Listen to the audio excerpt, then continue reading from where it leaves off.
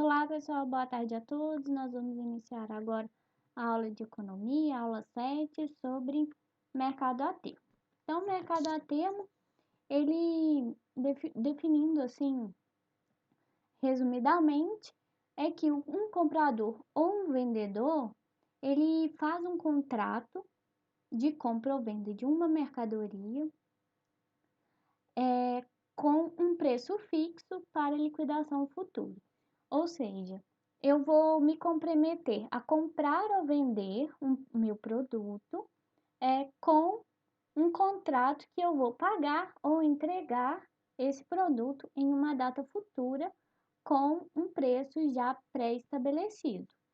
As possibilidades de negociação, elas podem ser negociadas na bolsa de valores ou também no mercado balcão.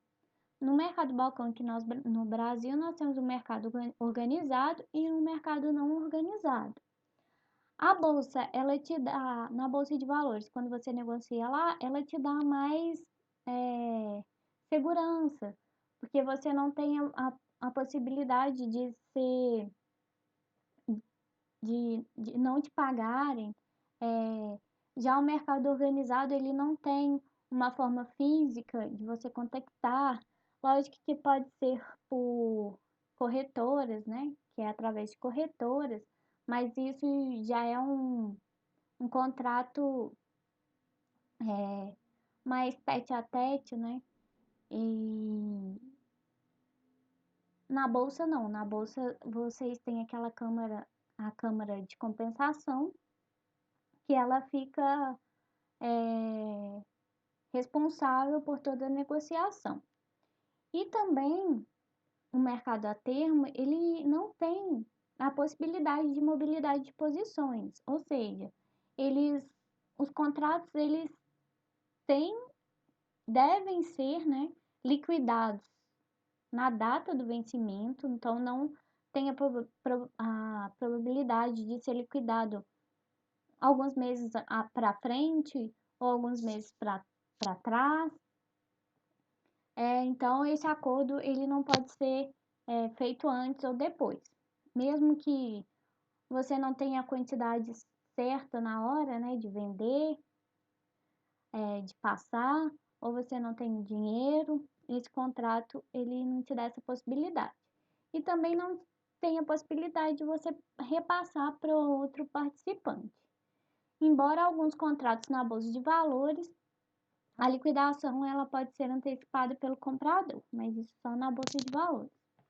Então, aqui alguns exemplos de aplicação.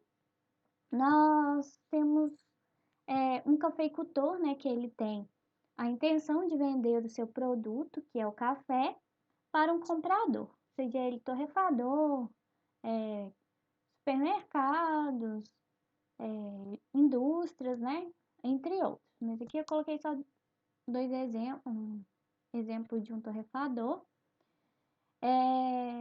mas pode ser qualquer comprador, certo? Então, nós temos duas possibilidades. Temos a hipótese A e a hipótese B. A hipótese A é que no ano da safra do café, choveu muito, as condições de temperatura foram boas, houve grande produção de café, os grãos estavam bons. Então, o que acontece? Quando a gente tem uma alta produção, a gente vai ter o quê? Uma alta oferta. Quando a gente viu isso nas aulas passadas, uma alta oferta implica na diminuição do preço de venda, porque você vai ter alta oferta, muito produto, às vezes a demanda não está, a demanda, isso pode demandar, mas como você tem muita oferta, o preço diminui. A opção B é que naquele ano, por algum acontecimento climático, diminuição de chuva, as temperaturas não foram boas para a produção do café, houve muita incidência de pragas, outras coisas que diminuíam a oferta do produto. A produção do café não foi o tanto que se queria. Então, diminuiu a oferta. E se diminuir a oferta, aumenta o preço de venda. Então, o vendedor, né? O cafeicultor, ele corre o risco de queda acentuada nos preços, se você não tiver, se você tiver uma alta produção, como também outras coisas que podem alterar, né, o preço do café, como essa pandemia.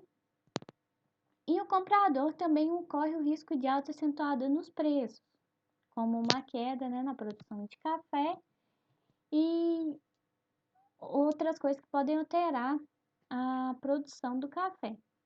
Então, o que implica os dois? Implica que eles não sabem o final das contas do que vai acontecer no final, né? Então, esse contrato a termo, ele é uma possibilidade de fixar preços onde nenhum dos dois perca. Então, o produtor, o cafeicultor, ele pode fixar o preço a R$ 100 por saca de 60 quilos, que é viável para o cafeicultor, né? Ele consegue pagar suas contas e obter um lucro. E os 60 quilos, ele pode ser vendido também por R$ 100, que é viável para o torrefador, para a indústria que está comprando, né, o café. E isso ele consegue também obter lucros e não tem prejuízo. Então, quando eles fazem esse contrato a termo, eles travam o preço a R$ 100 por saca. Então, fixado esse preço a R$ 100 por saca, na hipótese A, o que aconteceu? Houve uma alta produção e diminuição dos preços, certo? Então, o preço estabelecido no final da safra, que seria o preço à vista naquela data que foi liquidado o contrato, seria de R$ 90 por saca. Então, o produtor obteve êxito, porque ele conseguiu vender a R$ 100, mas o preço à vista seria R$ 90. Então, ele conseguiu pagar os custos de produção e obteve a lucratividade garantida. Já o torrefador, ele pagará a R$ 100, né, R$ 100. Só que o preço à vista estaria R$ 90. Mas como esse preço ele foi razoável, né, para ambos, ele não perdeu tanto assim. Na hipótese B, que há escassez do café no mercado e aumento dos preços, o preço estabelecido à vista no ano da safra foi de R$ 120.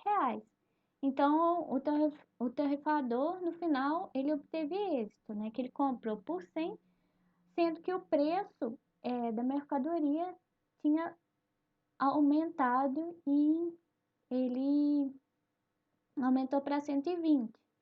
Então, o tarifador, ele conseguiu um êxito nesse contrato. Já o produtor, que ele poderia vender o café a 120, mas ele vendeu a 100, ele podia ter lucrado mais, mas como o preço ele garante, né, essa lucratividade para o produtor, ele também não saiu perdendo. Então, a conclusão, tanto para o comprador como para o vendedor, no mercado a termo, em ambas as situações, né, alta ou queda de preço, o prejuízo não foi visto propriamente como um prejuízo, né, e sim como algo que deixou de ganhar como um prêmio de seguro.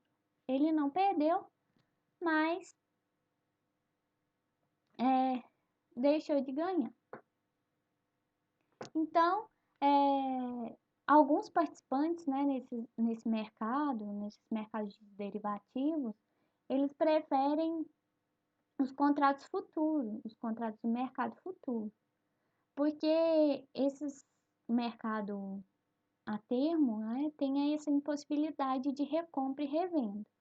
Eles não oferecem a possibilidade de intercambiabilidade de posições, isto é, nenhuma das partes consegue encerrar sua posição antes da data da liquidação, repassando seu compromisso a outro participante. Então, eles têm que pagar ou receber naquela data e não pode passar para outra pessoa. E também corre o risco de inadimplência, de não cumprimento do contrato.